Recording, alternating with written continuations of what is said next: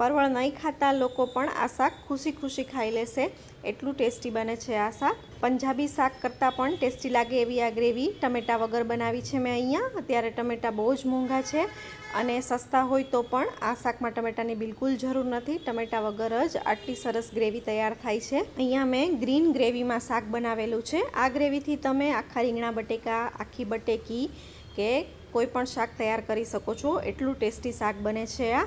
તો ચાલો રેસીપી શરૂ કરીએ. પણ તે પહેલાં હેલો ફ્રેન્ડ્સ, હું સ્વાતિ. સ્વાગત છે તમારું મારા કિચનમાં. જો તમને મારી રેસીપીઓ ગમતી હોય અને હજુ સુધી ચેનલને સબસ્ક્રાઈબ ન કરી હોય તો સબસ્ક્રાઈબ કરી દેજો અને બાજુમાં આપેલ બેલ આઇકન પ્રેસ કરી દેજો, જેથી તમને મારી નવી નવી રેસીપીઓના નોટિફિકેશન પહેલાં મળે. તો શાક બનાવવા માટે મેં અહીંયા નાની બટેકી લીધી છે. પછી પરવળ અને બટેકીની મેં છાલ કાઢી દીધી છે અને આ રીતે પરવળને વચ્ચેથી કટ કરીને તેની અંદરનો જે બીનો ભાગ હોય તે બધો કાઢી લેવાનો.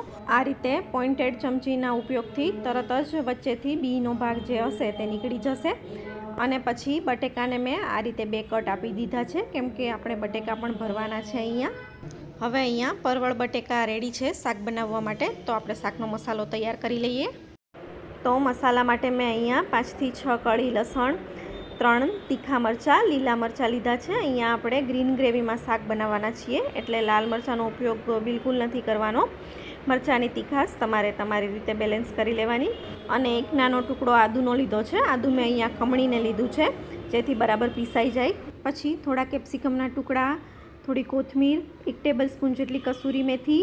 હવે બધા મસાલા આપણે આમાં જ કરી દેવાના છે. તો 1/4 ટીસ્પૂન હળદર, 2 ટીસ્પૂન જેટલું ધાણા જીરું. અહીંયા મસાલો તમારે તમારી રીતે બેલેન્સ કરવાનો. 1/4 ટીસ્પૂન રેગ્યુલર ગરમ મસાલો, 1 ટીસ્પૂન કિચન કિંગ પંજાબી મસાલો. અહીંયા તમે કાંદા લસણ ન ખાતા હોય તો કિચન કિંગ જૈન લેવાનું. સ્વાદ પ્રમાણે મીઠું. પછી મેં અહીંયા શાકનો રસો ઘટ કરવા માટે ગાંઠિયા લીધા છે. જો તમારી પાસે ગાંઠિયા ન હોય તો સેવ પણ ચાલે, પણ ગાંઠિયા અને સેવથી આ શાકનો સ્વાદ બહુ જ સરસ આવે છે, સિંગદાણા કે તલના બદલે. પછી આ બધી જ વસ્તુને મેં અધકચરી પીસી લીધી છે. એકદમ ફાઇન પેસ્ટ નથી કરવાની, આ રીતે અધકચરી જ રાખવાની. હવે આ મસાલો પહેલાં આપણે ભરી લઈએ પરવળ અને બટેકાની અંદર. મેં અહીંયા પરવળ અને બટેકા બંને ભર્યા છે. તમારે જો બટેકામાં મસાલો ન નાખવો હોય તો ઉપરથી પણ છાંટી શકો છો. અહીંયા મેં આ શાક ગ્રીન ગ્રેવીમાં બનાવેલું છે. તમારે રેડ ગ્રેવીમાં બનાવવું હોય તો પણ તમે આ જ મસાલામાં લાલ મરચું નાખીને રેડ ગ્રેવીવાળું શાક પણ બનાવી શકો છો. અને જો રેસીપી ગમે વિડીયો જોયા પછી તો લાઇક, શેર અને સબસ્ક્રાઈબ તો બને જ છે. તો અહીંયા બધા બટેકા અને પરવળ મેં ભરી લીધા છે. હવે આપણે શાક વઘારી લઈએ. તો શાક વઘારવા માટે મેં અહીંયા 3 ચમચા જેટલું તેલ ગરમ કરવા માટે મૂકી દીધું છે.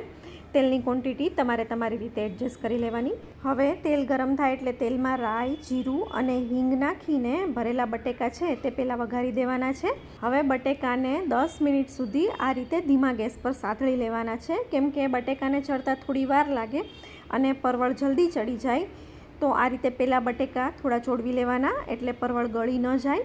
વચ્ચે વચ્ચે આ રીતે બટેકા ચલાવતા રહેવાના જેથી મસાલો નીચે દાજી ન જાય. બટેકાને 10 મિનિટ સાતળી લીધા પછી હવે પરવળ એડ કરી દઈએ. હવે વધેલો મસાલો જે પીસીને રાખેલો હતો તે મસાલો જે વધ્યો હોય તે એડ કરી દેવાનો અને થોડું ગળપણ એડ કરીશું. તો મેં અહીંયા ગળપણમાં ગોળ એડ કર્યો છે. ગોળથી રસો સરસ ઘટ થાય છે, એટલે તમારે ખાંડ નાખવી હોય તો તમે ખાંડ પણ નાખી શકો છો અને ગોળ ખાંડ કંઈ ન નાખવું હોય તો સ્કીપ પણ કરી શકો છો. હવે શાકમાં પાણી એડ કરીને કુકરમાં 2 વિસલ કરી લઈએ. 2 વિસલમાં પરવળ બરાબર ચડી જશે. જો વધારે વિસલ કરશો તો પરવળ એકદમ ગળી જશે. એટલે જ પહેલાં બટેકાને આ રીતે આપણે સાતળી લીધા હતા, જેથી 2 વિસલમાં પરવળ અને બટેકા એકદમ સરસ રીતે ચડી જાય. 2 વિસલ પછી મેં કુકર ખોલી દીધું છે અને હવે એડ કરીશું સિક્રેટ મસાલો, આમચૂર પાવડર. આપણે શાકમાં ખટાશ બિલકુલ એડ નથી કરી, ટમેટાં કે લીંબુ કોઈ પણ વસ્તુ નહીં, એટલે અહીંયા લાસ્ટમાં 1/4 ટીસ્પૂન જેટલો આમચૂર પાવડર એડ કરવાનો છે. પહેલેથી જો તમે ખટાશ એડ કરી દેશો તો ખટાશ અને ગળપણ ભેગા થાય તો શાકને ચડતા વાર લાગે, એટલે આ રીતે ખટાશ છેલ્લે નાખવાની શાક ચડી ગયા પછી. હવે થોડી કોથમીર એડ કરીને શાકને 2 મિનિટ જેવું ઉકાળી લઈએ એટલે રસો એકદમ સરસ ઘટ થઈ જાય. હવે આ સ્ટેજ પર શાક ટેસ્ટ કરી લેવાનું. મેં ટેસ્ટ કરીને મસાલા બેલેન્સ કરી દીધા છે. હવે શાકને આપણે સર્વિંગ બાઉલમાં કાઢી લઈએ. તો તૈયાર છે અહીંયા પરવળ બટેકાનું શાક. પંજાબી શાકને પણ ભૂલાવી દે એવી આ ગ્રેવી એક વખત ચોક્કસથી ટ્રાય કરવા જેવી છે. અને જો રેસીપી ગમી હોય તો લાઇક, શેર અને સબસ્ક્રાઈબ કરવાનું ભૂલતા નહીં. તો ફરી મળીશું એક નવી રેસીપી સાથે. ત્યાં સુધી આવજો.